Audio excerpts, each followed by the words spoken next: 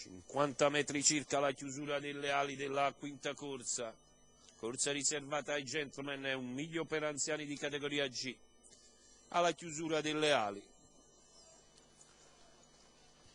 Il numero 5, Lord Jim, che riesce a scavalcare quelli all'interno e precede Ocarina Vita che punta in avanti.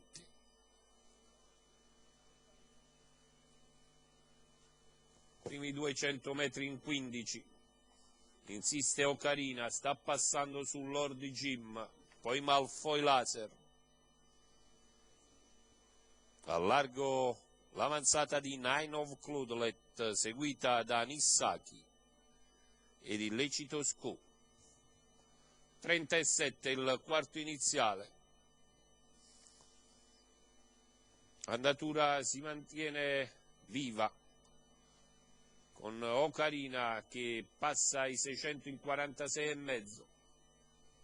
Passaggio davanti alle tribune, Ocarina, Lord Jim, Malfoy, a largo Nine of Cloudlet, Nissaki e Yuriman. Poi in quarta pariglia Illecito Sco. 1,3 il giro di pista.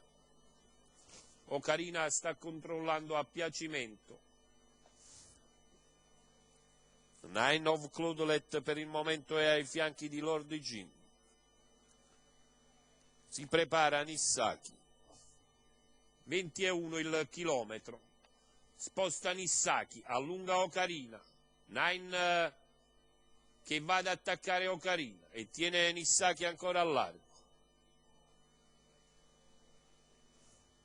1,35 i 3/4 di miglio. Errore di Lord Jim. Nissaki insiste in terza ruota, Ocarina sta per il momento ancora controllando. Allunga Ocarina.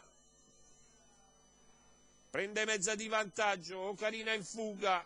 Nissaki attacca a centropista, Ocarina e Nissaki alle prese. Ocarina Vita, il ritorno al successo di Gennaro Aldanese. Al secondo, Nissaki precede, notorio. Quindi arrivo probabile ed ufficioso, 6,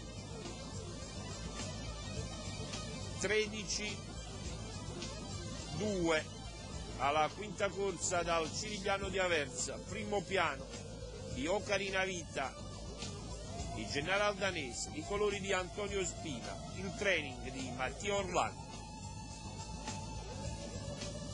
Al doppio nel pomeriggio, media di 1,18,1, 30,5 a chiudere, e ritorna al successo di Genni Aldanese.